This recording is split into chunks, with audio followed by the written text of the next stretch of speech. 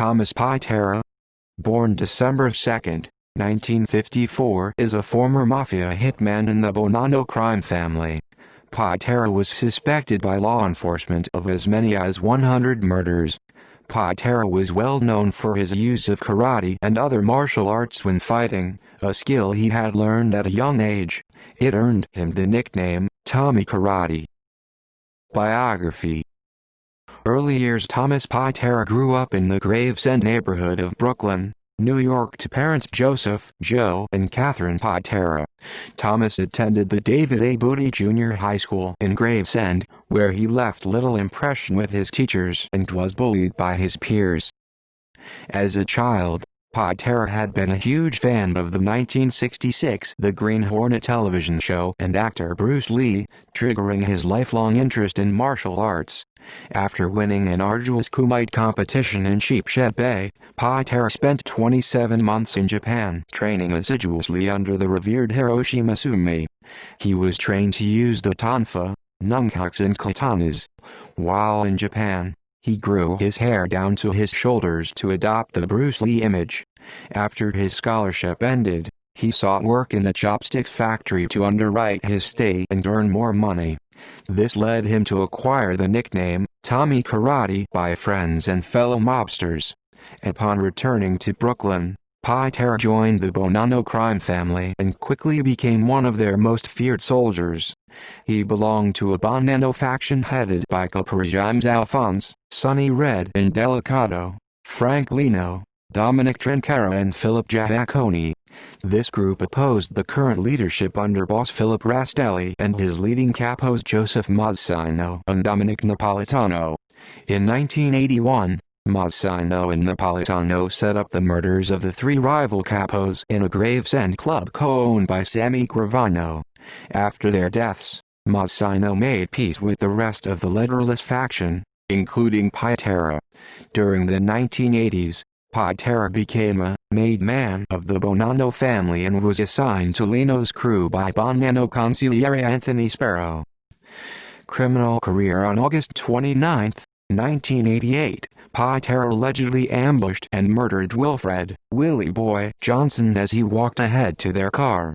Johnson had been a longtime associate and driver for Gambino family boss John Gotti. The hit was reportedly delegated to Pitera and fellow gunman Vincent Kojic Giattino after Gotti had discovered that Johnson had been a government informant since 1966. Pitera was charged with the Johnson murder but acquitted at trial. Pitera was close to Sparrow, whose Bath Beach crew were involved in extortion, loan sharking, drug dealing and murder, as well as robbing drug dealers and then reselling their product. Pitera's associates, Lloyd Model and Frank Martini, murdered two Colombian dealers and stole 16 kilograms of cocaine. The killers intended to drive their car to Staten Island to bury the bodies, but as they could not drive a stick shift, they left the car, with the bodies inside the trunk, in a Brooklyn parking garage.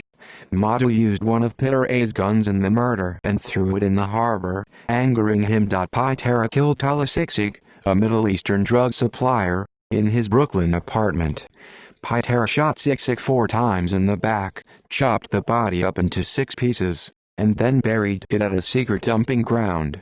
Investigators eventually found 6 of Pitera's victims in a mob graveyard in Staten Island near the William T. Davis Wildlife Refuge. Pitera had decapitated the bodies and buried the heads separately to impede their identification using dental records. Pitera's approach to murder and body disposal was cold-hearted and clinical. He used the Staten Island graveyard because he believed that the damp soil would accelerate decomposition and the wildlife refuge would ensure the bodies were not discovered during construction projects. Pitera studied books on dissection and carried a special toolkit for cutting up bodies. He always insisted on burying corpses deep enough so that police dogs could not locate their scents. Before burying body parts, he either wrapped them in plastic or placed them in suitcases. Pitera's weakness was that he enjoyed keeping jewelry and other souvenirs of his work. This went beyond Mafia culture and was classic serial killer behavior. On June 4, 1990, Pitera was indicted for heading a drug-dealing crew and for his involvement in 7 murders, including the 1988 Johnson murder. Investigators alleged that Pitera had been involved in as many as 60 murders. Pitera's crew sold about 220 pounds of cocaine per year, multiple kilos of heroin and hundreds of pounds of marijuana. FBI agents discovered more than 60 automatic weapons, knives, swords, and literature such as the Hitman's Handbook and Kill or Be Killed, which dealt primarily with assassination techniques as well as torture and the dismemberment of cadavers, in Pitera's apartment in Gravesend. Trial. One of Pitera's crew members, Frank Gangi, the nephew of Genevieve's family capo Rosario Gangi, decided to testify against Pitera. Frank had been arrested for driving under the influence and allegedly started reliving Pitera's worst atrocities in his mind while sitting in the holding cell. Frank confessed to all the murders he was involved in with Pitera, and provided information on other Pitera murders. He described how Pitera matter-of-factly assassinated Gangi's girlfriend Phyllis Birdie while she was passed out in bed after sharing cocaine and sex with Gangi. Pitera then cut Birdie's corpse into 6 pieces in the bathroom.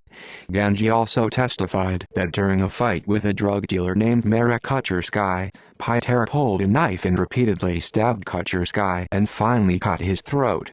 Also, author Philip Carlo writes that Shlomo Mendelssohn, an Israeli drug dealer, said the bodies were buried on Staten Island or New Jersey. In Pitera's trial, the chief prosecutor, David W. Shapiro, demanded a death sentence for the heinous, cruel and depraved murders committed by Pitera. He called Pitera a heartless and ruthless killer, explaining in detail how Pitera tortured one victim by slowly, deliberately shooting him 7 times in various parts of the body, in one of a series of murders carried out in a deliberately barbaric manner. The prosecution also produced a Drug Enforcement Administration (DEA) agent who testified to digging up graves containing the dismembered bodies of some of Pitera's victims. Pitera's defense lawyer, David A. Runka, urged the jury to reject the death penalty on the grounds that Pitera had no prior criminal record and that other participants in the murders were allowed to plead guilty to lesser charges. Moreover, only 2 of the murder victims, Richard Leone and Solomon Stern, were killed on March 15, 1989, after the federal death penalty law went into effect. The 4 other murders took place earlier, so those counts carried a maximum sentences of life in prison. Pitera's aunt, sister-in-law and 2 cousins testified on Pitera's defense that he was a loving and caring family member. Life sentence. On June 25, 1992, Pitera was convicted of murdering 6 people and supervising a massive drug-dealing operation in Brooklyn. However, Pitera was acquitted in the 1988 Johnson murder. During the deliberation on sentencing, the jury rejected the death penalty for Pitera. In October 1992, alluding to evidence that Pitera brutally killed his victims and dismembered their bodies, Judge Rina Raggi sentenced him to life in prison, saying, "Mr. Pitera, nobody deserves to die as these people died." After the verdict was read, Pitera smiled and gave a thumbs up to reporters sitting in the Brooklyn courtroom. He had avoided the death penalty. However, Pitera was irritated that Gangi was petitioning Judge Raggi for a reduction of his 10-year prison sentence. As Pitera later remarked, Gangi said he was sorry about killing 5 people and that he became an informer because he wanted to start a new life. He gets 10 years, a good deal, and he goes whimpering and weeping to the judge looking for a break. If you're really sorry for killing 5 people, you take your punishment like a man. Later in 1992, Judge Raggi again refused a motion to reduce Gangi's sentence. On April 3, 2012, the U.S. Second Circuit Court of Appeals denied Pitera's motion for DNA testing of the guns and other evidence in 3 of Pitera's murders. As of April 2017, Pitera is serving a life sentence at the United States Penitentiary, McCreary near Pine Knot, Kentucky. Pitera's inmate number is 29,465,053. References. External links: Wilfred, Willie Boy Johnson. Part 2. Source: Wahoo. Outsourced by Alan May Repetto. Thomas Bringing Down the Mob. The War Against the American Mafia. Macmillan, 2006. ISBN 0-8050-7802-9.